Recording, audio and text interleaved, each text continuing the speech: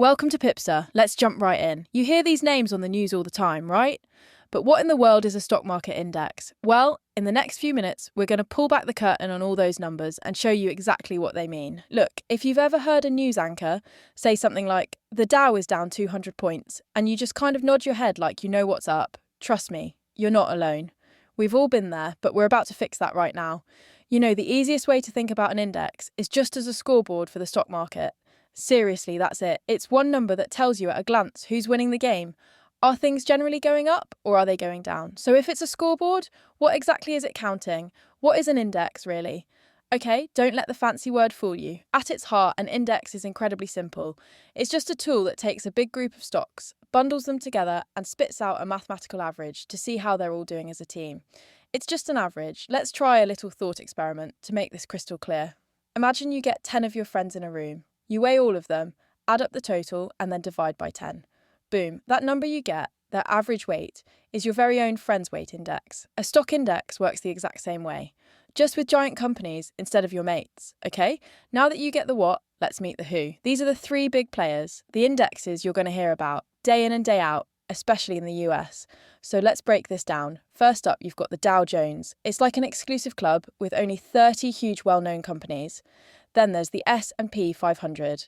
This one's much broader, tracking 500 of the biggest US companies.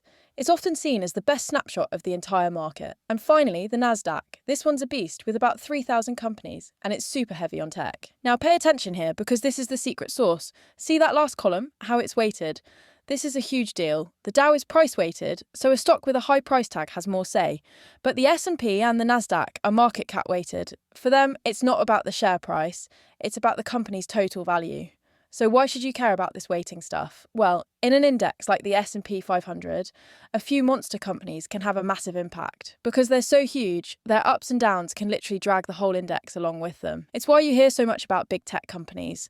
Their performance really moves the needle. And hey, this whole scoreboard idea isn't just an American thing. This game is played all over the world. Let's take a quick trip around the globe.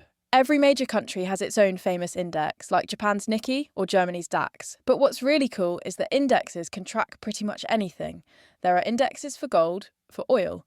There's even an index called the VIX that tries to measure fear in the market. How wild is that? They're just an incredibly flexible way to measure, well, anything. And all that versatility leads to this really big idea. Because these indexes follow the most important companies, they act as a kind of shorthand for how an entire country's economy is doing. If the index is up, it's a pretty good sign that the economy's humming along too. Okay, this is the part you've been waiting for. You know what the scoreboard is, you know who the players are. So how do you actually get off the sidelines and into the game? Let's just cut right to it. How can you take what you've just learned and actually put it to work as an investor? Alright, so here's the one little twist. You can't actually buy the S&P 500. It's not a stock you can own. Remember, it's just a concept, a calculation, a number on a screen. But, and this is a huge but, what you can do is invest in a fund that's built to do one job and one job only, to perfectly copy or mirror the performance of an index.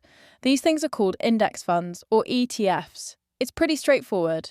An S&P 500 index fund literally just goes out and buys all 500 stocks in the index. So if the S&P 500 goes up 1%, your investment goes up 1%. Simple as that. And why is this so amazing? Because with one single click, you instantly own a tiny piece of hundreds of different companies. It's like buying a slice of the entire economy. For anyone who doesn't want the stress of trying to pick individual stocks, this is an absolutely brilliant way to get started. So there you have it. You can officially read the scoreboard. You know the big players, you know the rules, and you even know how to put some skin in the game. So the only real question left is, which game are you going to follow?